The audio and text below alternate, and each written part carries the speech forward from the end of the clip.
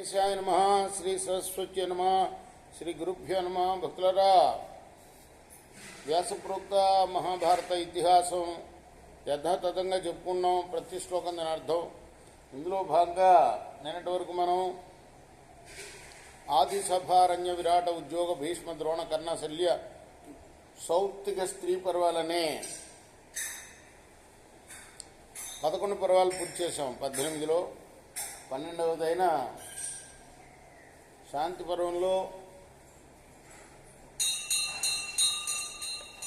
289 అధ్యాయాలు పూర్తి చేసి 290 అధ్యాయంలోని 12వ శ్లోకం వరకు చెప్పుకున్నాం. ఈ రోజున 13 నుండి కొనసాగించే ముందు వ్యాస భగవాను ప్రార్థన చేసుకుందాం. వ్యాసాయ విష్ణురూపాయ వ్యాసరూపాయ విష్ణవే నమో వై బ్రహ్మణే వాసిష్ఠాయ నమో నమః. నారాయణం నమస్కృత్య నరం చైవ నరోత్తమం దేవీం సరస్వతిం వ్యాసం తతో జయముదీరయేత్. అంజనానందనం వీరం జానకీ శోకనాశనం కపీశమక్షాంతారాం వందే లంకాభయంకరం. సదా నింబవృక్షస్య మూలాధివాసాత్ సుధాశ్రావిణం తిక్తమప్యప్రియంతం తరుం కల్పవృక్షాదికం సాధయంతం నమామీశ్వరం సద్గురుం సాయినాథం. సమర్థ గురు సాయినాథ్ మహారాజ్ కీ జయ. దైవం తాత న పశ్యామి నాస్తి దైవస్య సాధనం స్వభావతో హి సంసిద్ధ దేవ గంధర్వ దానవా.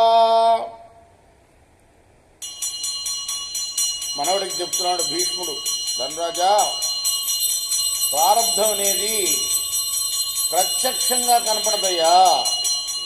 అలాగే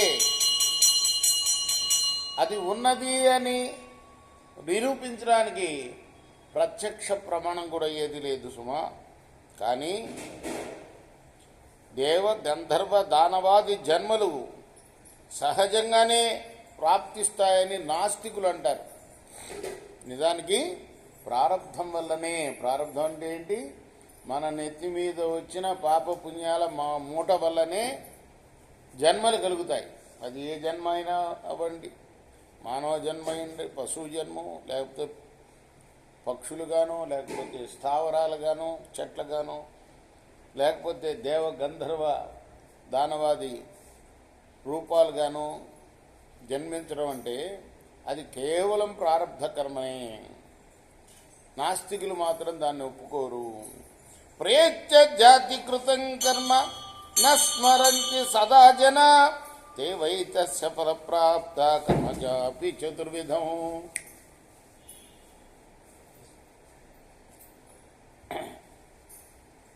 దీనికి సమాధానం, దేహం విడిచి వెళ్ళే జీవి తాను పూర్వజన్మలో చేసిన కర్మల్ని ఎప్పుడు కూడా గుర్తుంచుకోలేడు.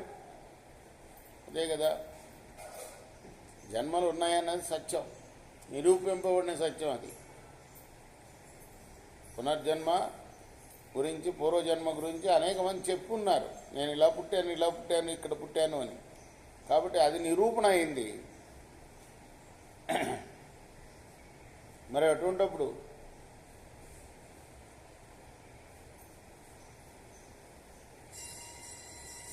కొంతమందికి ఏంటి, చాలామందికి 99.9 మందికి పూర్వజన్మలో చేసిన కర్మలు గుర్తు ఉంచుకోలేడు. అదే ప్రమాణం. దేనికి ప్రమాణం? ప్రారబ్ధం ఉన్నది అంటానికి. ఖచ్చితంగా నిరూపించలేము, అనుమాన ప్రమాణంగా. కానీ ఎక్కడో ఒకళ్ళు చెప్పారు కాబట్టి ఖచ్చితంగా ఉన్నది అని చెప్పచ్చు. కానీ అంటే 99.9 మందికి గుర్తుండదు కాబట్టి చెప్పలేము. కానీ ఉన్నది, ప్రారబ్ధం అయితే ఖచ్చితంగా ఉన్నది. పూర్వదేహంతో చేసిన కర్మఫలాన్ని ఆ జీవియే మనస్సు, మాట, కన్నులు, చేతలతో చేసిన 4 విధాలైన కర్మల్ని స్మరిస్తాడు. ఎలాగంటే అతడు నేను పూర్వజన్మలో చేసిన కర్మ ఫలితాన్ని ఇప్పుడు అనుభవిస్తాను అని అంటూ ఉంటాడు. లోకయాత్రాశ్రయశ్చైవ శబ్దో వేదాశ్రయకృత శాంత్యర్థం మనసస్తాత నైతద్వద్వానుశాసనం. లోకయాత్రను గడపడానికి మనశ్శాంతికి వేదవాక్కులను ప్రమాణంగా భావించారు.